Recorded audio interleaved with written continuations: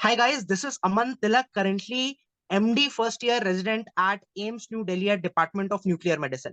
दोस्तों, आज के वीडियो में मेरे साथ हैं भव्य जादौन, जो कि इस बार नीट में अपने ड्रीम कॉलेज में हासिल कर लिया इन्होंने।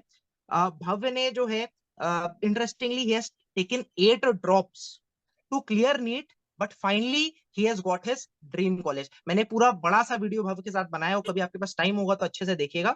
इस वीडियो में हम लोग स्पेसिफिक बात करने वाले हैं। एंड तक इस वीडियो को देखिएगा। मैं हर वीडियो को इतना ज्यादा नहीं बोलता कि इंपॉर्टेंट है, ये वीडियो बहुत ज्यादा इंपॉर्टेंट है। अगर आप ड्रॉपर हो तो और भी ज्यादा इंपॉर्टेंट है। और अगर आप डॉक्टर बनना आपका ड्रीम है, बायोलॉजी आपका इंपॉर्टेंट सब्जेक्ट है, आपका फेवरेट सब्जेक्ट है, so there can be no video more important than this जो कि आप देखने वाले हो। माइंडेड आपको फॉलो करना पड़ेगा, तभी इस वीडियो को आगे देखना। इससे पहले कि हम लोग स्टार्ट करें, भव्य मैं बस एक चीज पूछना चाहूंगा। ये नीचे कमेंट्स आएंगे, सारे बच्चों के कमेंट्स आते हैं कि भव्य सर ने तो 8 साल बर्बाद कर दिए अपने लाइफ के, है ना। they'll start to compare कि फॉर एग्जांपल मैंने अपना फर्स्ट टाइम में I cracked my MBBS. AIR 33 थे मेरा, एम्स 2017। आई क्रैक्ड जी sir. MD in the first time. 31 Jain को पिछले हफ्ते में मेरी इंटर्नशिप खत्म हुई। 1 फरवरी से आई ज्वाइंड एमडी। तो people will start comparing and से कि जो जो तुमने टाइम वेस्ट कर दिया अपनी लाइफ में 8 साल, क्या तुम्हें आज की डेट में लगता है ऑनेस्टली कि ये वर्थ इट था, ये एमबीबीएस स्टार्ट करना, या टाइम वेस्ट था? What do you think? Sir, अगर देखा जाए कि अगर आपको सिर्फ पैसा कमाना है, आपका एम ही सिर्फ पैसा कमाना है, तो आप फर्स्ट अटेम्प्ट में क्लियर कर लो, एमबीबीएस कर लो, पीजी कर लो, जो भी कर लो, आगे जाके पैसा कमा लो सिर्फ। अगर वो एम है तो ठीक है। मैटर करता है कि आपने कब क्लियर किया।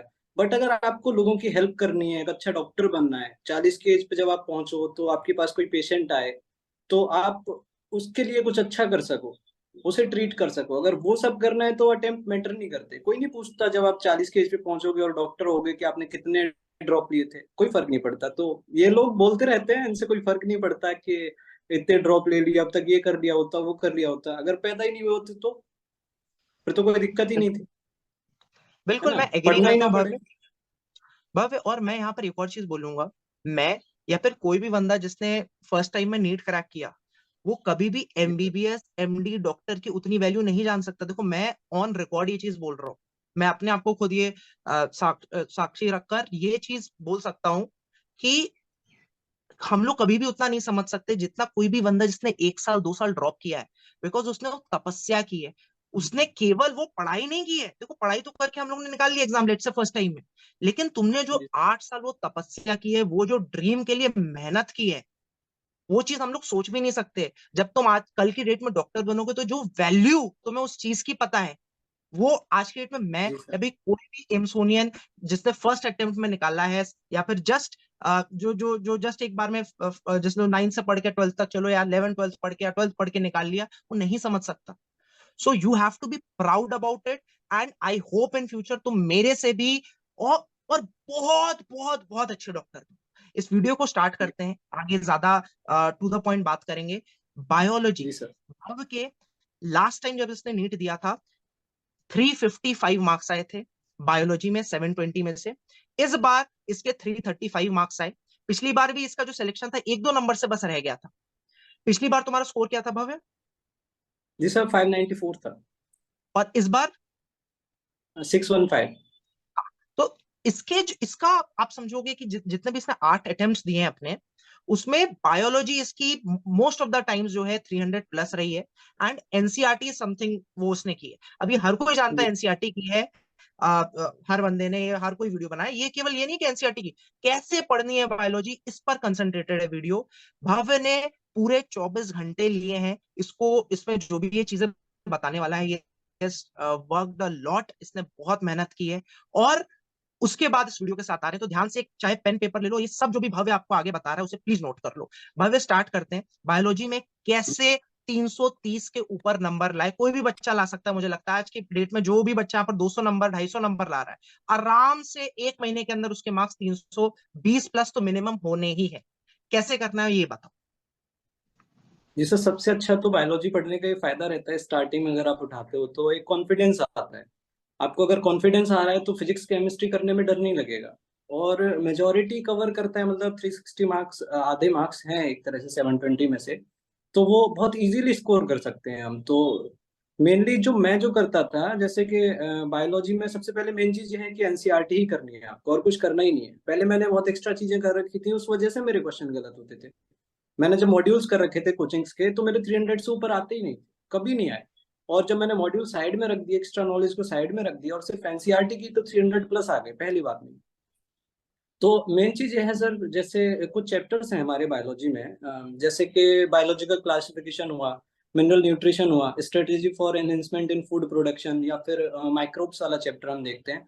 इन चारों चैप्टर्स में कुछ चीजें बहुत ज्यादा कॉमन है। मतलब आपको जो माइक्रोब्स वाले चैप्टर में जो मिलेगा, जो बायोलॉजिकल क्लासिफिकेशन में मिलेगा, वो सारी चीजें कॉमन है और कहीं ना कहीं ये आपस में लिंक है। तो इनसे क्वेश्चंस बनते हैं असर्शन रीजन के। अब जो पैटर्न आया इस बार, तो इस बार था कि दो चैप्टर्स के दो अलग टॉपिक से एक एक से असर्शन उठा रखा है, एक से रीजन उठा रखा है। तो आपके अगर गलत होने के चांसेस होंगे तो वही क्वेश्चन होंगे, क्योंकि आपके ब्रेन में एक चैप्टर अलग रहता है, दूसरा चैप्टर अलग रहता है। तो आप उसको चैप्टर के अकॉर्डिंग तो लो ही, लेकिन इन चारों चैप्टर्स को आप एक साथ प्रिपेयर करो, बहुत ज्यादा बेटर रहेगा। तो जहां भी चीजें कॉमन होंगी, मतलब आपका एक बेसिक कॉन्सेप्ट बन जाएगा कि अच्छा ये बैक्टीरिया है, यहाँ पे क्या कर रहा है, किस ऑर्गेनिज्म के साथ इंटरेक्ट कर रहा है, क्या सीन है इसका, सब कुछ क्लियर रहता है। वो ब्रेन में एक मूवी की तरह एक स्क्रिप्ट जैसा पूरा बन जाता है। उसके बाद अगर हम देखते हैं दूसरा, अगर ग्रुप देखते हैं, तो बायोमोलिक्यूल्स हुआ, जो कि हमें सबसे पहले करना होगा। मॉलिक्यूलर बेसिस ऑफ इनहेरिटेंस और बायोटेक एंड एप्लीकेशंस, अगर इन तीनों चैप्टर्स को हम साथ में करते हैं तो इनमें बहुत सारी चीजें कॉमन है। तो इससे हमें एक बेनिफिट ये रहता है कि हमें ये नहीं लगता कि यार इतने चैप्टर हमारे बाकी हैं, इतने चैप्टर बाकी हैं। सारी चीजें एक साथ चलती रहती हैं, हर यूनिट का आपका एक चैप्टर कवर हो रहा है और वो भी आपस में लिंक है, तो बहुत इजी रहता है पढ़ने के लिए। उसके बाद अगर हम प्लांट से रिलेटेड देखते हैं, तो मॉर्फोलॉजी हुआ और रिप्रोडक्शन इन फ्लोरिंग प्लांट्स। इन दोनों चैप्टर्स को अगर हम साथ में करते हैं, तो इनमें भी लास्ट के कुछ टॉपिक्स हैं जो कि बिल्कुल कॉमन है। जो मॉर्फोलॉजी में दे रखा है वही रिप्रोडक्शन इन फ्लोरिंग प्लांट्स में दे रखा है। तो आप इनको एक साथ पढ़ो तो ज्यादा बेटर रहेगा। ऐसे नहीं कि 11th का चैप्टर है तो पहले 11th की बायो कर ली, फिर 12th की बायो करेंगे, ऐसे ना करें। और बाकी साथ में अगर प्लांट एनाटॉमी को भी इसके साथ कर लें तो वो बहुत ज्यादा बेटर रहेगा। और सबसे मेन चीज सर, एक जैसे पहला चैप्टर है 12th का, रिप्रोडक्शन इन ऑर्गेनिज्म, इसको हम छोड़ देते हैं। हमें लगता है कि यार बाकी सारे चैप्टर्स में दे रखा है रिप्रोडक्शन, उसी से तैयार हो जाएगा, लेकिन इस चैप्टर की वजह से बाकी कुछ ऐसे चैप्टर्स केमिस्ट्री में भी हैं, हमारा कॉन्फिडेंस लूज होता है। मतलब जब हम एग्जाम देने जाते हैं तो हमें लगता है यार वो चैप्टर रह गया है हमारा। स्टार्टिंग में तो हमें लगता है हम कर लेंगे, बट एट लास्ट हमें वो कॉन्फिडेंस मिल नहीं पाता। अगर ये चैप्टर हम साथ में लेके चले, इन्हें मतलब लाइटली ना लें, तो कॉन्फिडेंस रहता है कि हाँ यार 360 आ जाएंगे, हमने कुछ भी स्किप नहीं किया है। तो ये चैप्टर्स तो जरूर करने हैं, इनको तो 100% करना ही करना है। उसके बाद ह्यूमन फिजियो आप एक साथ उठा सकते हो, मतलब एक दिन में आपने 2 चैप्टर किए, फिर अगले दिन 2 चैप्टर कर लिया, उसमें भी बहुत सारी चीजें कनेक्टेड रहती हैं एक दूसरे चैप्टर की, तो वो ज्यादा अच्छा रहेगा। और प्लांट फिजियो नॉर्मली आप कर सकते हो वैसे ही, लेकिन मिनरल न्यूट्रिशन वाले चैप्टर को आप बायोलॉजिकल क्लासिफिकेशन और माइक्रोब्स इन ह्यूमन वेलफेयर इसके साथ करो तो वो ज्यादा बेटर रहेगा। और इकोलॉजी आपको कंप्लीट इकोलॉजी एक साथ ही करनी है। उसमें जितनी भी डेट्स वगैरह हैं, ये सारी चीजें आप जैसे एनसीईआरटी के साइड में जितनी भी जगह रहती है पेज पे खाली जगह, उसमें आप लिखते चलो साइड में, वो ज्यादा बेटर रहेगा। अभी तो टाइम है सर, मैंने 45 डेज में सारी चीजें की थी, अभी 90 डेज हैं, तो सब आराम से कर सकते हैं। अगर मैं कर सकता हूँ तो मुझे लगता है मेरे से ज्यादा पोटेंशियल वाले लोग हैं वो सब कर सकते हैं। मुझे अगर इतना टाइम लगा तो कहीं ना कहीं मैं गलतियां करता था। अगर मैं गलतियां करने के बाद भी अचीव कर सकता हूँ, तो आप तो वैसे भी कर सकते हैं, आपके अगर 2-3 ड्रॉप या कुछ है तो। और sir principle of inheritance and variation एक ही चैप्टर है, उसके साथ ह्यूमन हेल्थ एंड डिजीज, इन दोनों को हम अगर कंबाइन लेके चलते हैं तो इनमें बहुत सारी जैसे जेनेटिक डिसऑर्डर्स वगैरह, ये सारी डिजीजेस वगैरह हम एक साथ प्रिपेयर करें तो ज्यादा बेटर रहेगा। तो ये तो बात हुई सर चैप्टर्स की कि कौन से चैप्टर्स हम मतलब साथ में करें या फिर अलग सेपरेट करें। उसके बाद अगर हम देखते हैं कि हमें बायोलॉजी को प्रिपेयर कैसे करना है, मतलब स्टार्टिंग कहाँ से करनी है या फिर कितना टाइम देना है, तो मैं जो करता था या जो मुझे बेस्ट लगता था कि डेली सुबह उठ के, सबसे पहले हमें कॉन्फिडेंस चाहिए, तो सुबह उठ के मैं 2 चैप्टर बायोलॉजी के पढ़ता था। तो हमें 2 चैप्टर जैसे बायोलॉजी के एनसीईआरटी से पढ़ने हैं। टाइम लिमिट कुछ नहीं है, मतलब अगर आप कहते हो कि नहीं टाइम टेबल बनाओ ये कि इतने टाइम तक ही पढ़ना है, उतने टाइम तक ही पढ़ना है, तो ऐसे नहीं करना। आपको वो चीज अच्छे से करनी है तो करनी है, और ऐसा भी नहीं है कि आपने 4 घंटे लगा दिए एक चैप्टर में। एनसीईआरटी से ज्यादा 2 घंटे लगा सकते हो आप एक चैप्टर में, आराम से रीड कर सकते हैं। तो जैसे अगर मॉर्निंग में मैंने एनसीईआरटी से वो चैप्टर रीड किया, इवनिंग में मैं उसके क्वेश्चंस करता था। कुछ बच्चे जैसे होते हैं कि वो कहते हैं कि यार आज ही तो चैप्टर पढ़ा है, इवनिंग में क्वेश्चन तो सारे हो जाएंगे, 4 दिन बाद करके देखेंगे। 4 दिन बाद आप दोबारा करके देख लेना, आपको जो इंपॉर्टेंट चीजें मतलब आप फील कर पाओगे कि हाँ ये चीज इंपॉर्टेंट है, वो क्वेश्चन से ही पता चलेगा आपको। जब आप इवनिंग में क्वेश्चंस करोगे तो आपको इवनिंग में ही पता चल जाएगा कि मॉर्निंग में जो चैप्टर हमने पढ़ा था उसमें इंपॉर्टेंट क्या था। उसके बाद नेक्स्ट डे आपको वही सेम चीज रिपीट करनी है, लेकिन एक और चीज एक्स्ट्रा करनी है आपको। सेकेंड डे पे जो भी चैप्टर्स आपने पढ़े थे, 2 चैप्टर्स, उनको हैंडबुक या फिर एनसीआर जैसे एलन या डिफरेंट कोचिंग्स के अलग अलग हैंडबुक वगैरह जो भी सोर्सेज हैं बच्चों के पास पढ़ने के, उससे आप उसको रिवाइज करो। आपको छोड़ना नहीं है उसको कि कल पढ़ लिया था तो आज क्या रिवाइज करें, आज जरूर करो आप। सेम पैटर्न शाम के लिए फॉलो करना है आपको, इवनिंग में क्वेश्चंस करने हैं। कॉन्फिडेंस आपका बिल्डअप होगा कि कल 2 चैप्टर तैयार हो गए थे, आज वो रिवाइज भी हो गए, उनके क्वेश्चंस भी हो गए, अगले 2 चैप्टर भी तैयार हो गए। डे 3 पे आपको एनसीईआरटी बेस्ड क्वेश्चंस या कुछ उन्हीं चैप्टर से रिलेटेड जो डे 1 पे आपने किए थे, तीसरे दिन भी आपको, या फिर एमटीजी ले सकते हो आप, जो भी बुक आपको अच्छी लग रही है, जो भी सोर्स से आप करना चाहते हो वो आप करो। तो आपको कम से कम 3 दिन तक उस चैप्टर को चलाना है। अगर आप 3 दिन तक उस चैप्टर को साथ लेके चलोगे, और इस चीज को अगर आप बायोलॉजी को 2 या 3 बार भी कर लेते हो इस पैटर्न में, रिवाइज आप कितनी भी बार कर लो, ठीक है, वो आपके पास टाइम जितना है ठीक है, बट आप 3 बार अगर इस चीज को कर लेते हो तो बायोलॉजी में मुझे नहीं लगता कुछ बचता है। बट उसमें एक और चीज सबसे इंपॉर्टेंट रहती है कि आप रोज सुबह उठ के जैसे बायोलॉजी स्टार्ट कर रहे हो उससे पहले जितने भी डायग्राम्स हैं एनसीईआरटी के, वो डायग्राम्स जरूर देखो। वो ब्रेन में एकदम ऐसे होना चाहिए कि हाँ यहाँ पे ये लिखा हुआ था, यहाँ पे ये लिखा हुआ था, क्योंकि जो चीजें अंडर कॉन्फिडेंट बनाती हैं आपको एग्जाम के टाइम पे, वो आनी चाहिए आपको। बस बस आपको ये ना लगे कि हाँ यार ये मेरा छूट रहा है, क्योंकि इस प्रेशर में हमें जो क्वेश्चन आता है वो भी गलत हो जाता है। तो अगर आपको ये होगा कि हाँ मैंने डायग्राम सारे देखे हैं, मैंने एनसीआर की है, मैंने ये भी किया है, और आपने 3 दिन तक उस चैप्टर को अगर कंटिन्यूस किया है, तो मुझे नहीं लगता कुछ उसमें ऐसा बचेगा जो आपको मतलब कॉन्फिडेंस नहीं दे या फिर कोई दिक्कत आए। तो ये बहुत ज्यादा बेटर रहेगा। और मेन चीज ये है कि जैसे आप एनसीईआरटी पढ़ रहे हो, आपने एक चैप्टर उठाया, स्टार्ट किया, आप उस चैप्टर को रीड करो स्टार्टिंग से लास्ट तक। आपको कुछ नहीं करना उस टाइम पे, सिर्फ रीड करना है। उसके बाद आपने इवनिंग में क्वेश्चंस किए, क्वेश्चंस करने के बाद इवनिंग में आप फिर एनसीईआरटी को एक बार देख के, और उसमें जो इंपॉर्टेंट लाइंस हैं जैसे डीप लाइंस होती है, उनका कुछ अलग ही मतलब निकल रहा होता है। एनसीईआरटी की कुछ लाइंस होती हैं जैसे, उन लाइंस को आप साइड में जरूर लिख लो, और एक स्पेसिफिक कलर का पेन लो आप उसके लिए। मतलब वो कलर आप और कहीं यूज मत करो, क्योंकि लास्ट टाइम पे आपको वही चीजें देखने का टाइम मिलेगा। तो वो लाइन सीधे उठ के आएंगी एग्जाम में, तो उससे आपको कॉन्फिडेंस मिलेगा। आपकी जो लाइन आपने लिखी थी वो अगर आपको एग्जाम में दिख जाती है, और उससे अगला क्वेश्चन आपको अगर नहीं भी आता है तो भी वो आप कर सकते हो, इतना कॉन्फिडेंस आ जाता है। तो वो चीज रहती है। और बाकी टेस्ट पेपर्स का है सर, जैसे मैं क्या करता था, मेरी बायो तैयार थी, केमिस्ट्री तैयार थी, फिजिक्स मेरी मतलब प्रिपरेशन थोड़ा मतलब वीक ही चल रहा था, मैंने फिजिक्स अच्छे से की भी नहीं थी उस टाइम तक, और एग्जाम में 15-20 दिन बचे थे। बट मैं टेस्ट पेपर स्किप नहीं करता था, मुझे ये था कि जो भी मुझे आता है वो मैं टेस्ट पेपर में सॉल्व करके आ जाऊंगा, बाकी जो मार्क्स आएंगे देख लेंगे। कई बार तो ऐसा हुआ था कि मैं सिर्फ बायो का देखने के लिए कि बायो में मेरे कितने मार्क्स आएंगे, वो देखने के लिए मैं टेस्ट सीरीज के टेस्ट देने चला जाता था। 1 घंटे में जितना भी होता था मेरे से बायो का, वो सॉल्व करके घर पे आ जाता था। बाकी फिजिक्स के क्वेश्चन हैं वो सारे घर पे आके मैं देख लेता था क्या क्या क्वेश्चन आए थे, क्या क्या मुझे प्रिपेयर करना है। लेकिन मुझे बायो का पता रहता था कि मेरे 2 या 3 क्वेश्चन गलत हुए हैं बस, तो उस चीज से मुझे कॉन्फिडेंस मिलता, मैं पूरे दिन पढ़ता था कि भाई देखो बायो का देखो फुल मुझे सिलेबस लगता का है, पेपर है। बहुत जी बहुत सर। ध्यान से समझना। तुम्हारे अराउंड 615 मार्क्स हैं इस बार जिस पे तुम्हारा सिलेक्शन हो गया, और हर किसी के अगर 610 के ऊपर नंबर है तो आप सेफ जोन में हो, ये मैं चीज कहता हूँ, जी ठीक सर। है। जी सर। जी अब 615 मार्क्स का मतलब होता है समवेयर क्लोज टू 85%, राइट। जी सर। ठीक है, जी उसको अगर सर। परसेंटेज में, परसेंटाइल नहीं दोस्तों, परसेंटेज की बात कर रहा हूँ। अब 85% में आप देखो कि biology versus chemistry versus physics की क्या स्कोरिंग है। तो इसके करीब इसके 335 मार्क्स आए बायोलॉजी में, केमिस्ट्री में 145 के अप्रोक्स, और फिजिक्स में 130 से 130। 135 के आसपास मार्क्स आए, है ना। ठीक है।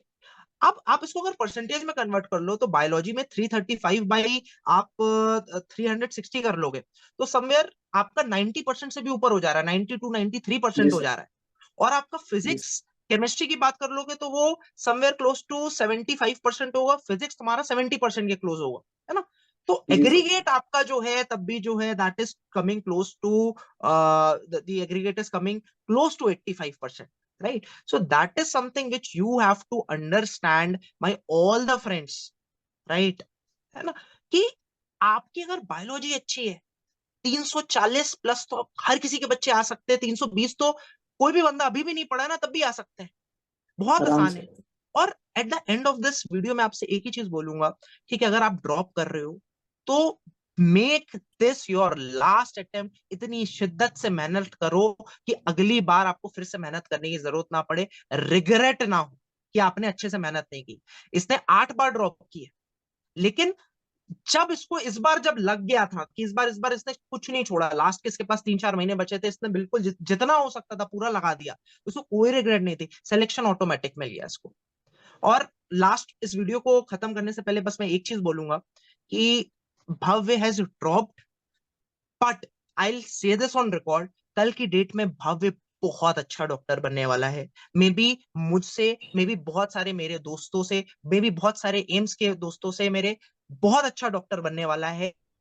इसलिए नहीं क्योंकि ये कोई बहुत अच्छे, बहुत बहुत टॉप मेडिकल कॉलेज से पढ़ लिया, टॉप उससे, क्योंकि इसमें वो जज्बा है। जो चीजें नहीं आती होंगी उसके लिए जिस जैसे इसने मेहनत की है पिछले 8 साल, वैसे ही आगे भी लगा रहेगा। कल को अगर कोई पेशेंट आता है इसके पास जो कि कोई प्रॉब्लम है, तो उस प्रॉब्लम को ये एक्चुअली समझेगा। जो पेशेंट की प्रॉब्लम है, केवल वो इसके लिए वो पेन और पेपर पे वो चीज नहीं होगी, वो एक्चुअल चीज होगी, है ना।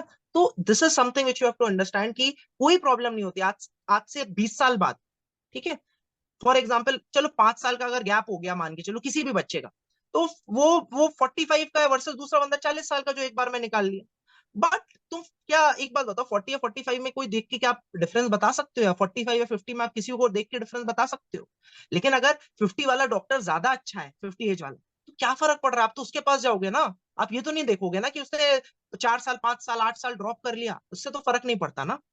तो at the end of the day, आप एमबीबीएस में घुसने के बाद आप डॉक्टर जब आप बन रहे हो, आप एमडी के वक्त आप बाद में कितनी मेहनत करते हो, इससे फर्क पड़ता है कि आप कितने अच्छे डॉक्टर बनते हो, कितने सक्सेसफुल डॉक्टर बनते हो। And at the end of the day मैं ये चीज बोलता हूँ कि केवल अगर आप पैसे के लिए इस फील्ड में आ रहे हो तो बहुत अच्छी और फील्ड है, लेकिन आपको अगर पेशेंट की सेवा करनी है, अगर आपको एक्चुअल डॉक्टर बन के बनना आपका हमेशा से ड्रीम रहा है, और आप एक्चुअली खुश रहोगे डॉक्टर बन के, then come to this profession. With this, I bid all the viewers all the best for biology and all the best for NEET 2023। फिर मिलते हैं। भव्य, थैंक यू अपना टाइम और इतने वैल्यूएबल सजेशन देखने के लिए। प्लीज वो भव्य वाला पार्ट फिर से देख के लिख लेना, बहुत कंसंट्रेटेड चीजें इसने बताई है। जैसे एनसीईआरटी में गागर में सागर है, मॉलिक्यूलर जेनेटिक्स में एक एक लाइन में इतनी बड़ी बड़ी चीजें लिखी है, वैसे भव्य जी के सर। वो जो 5 मिनट में इसने चीजें बोली हैं, वो आप प्लीज उसको आप 0.75x पे देखो। वैसे मैं बोलता हूँ 1.5x 2x पे देखो चीजें, इसकी 0.75x पे वो लिख लिख के चीजें, प्लीज वो चीज करो। आपको डेफिनेटली अपना ड्रीम कॉलेज मिलेगा। इसी के साथ मैं विदा लेता हूं। Bye everyone, take care, love you all. Subscribe कर लेना चैनल, और अपने दोस्तों को प्लीज ये शेयर करना, उनको भी एक मौका दो कि वो भी एक सेम लेवल प्लेइंग पे आ सके, प्लेइंग फील्ड पे आ सके और कंपीट कर सके। Healthy competition always is beneficial for you as well as your friend. Thank you, bye bye, take care.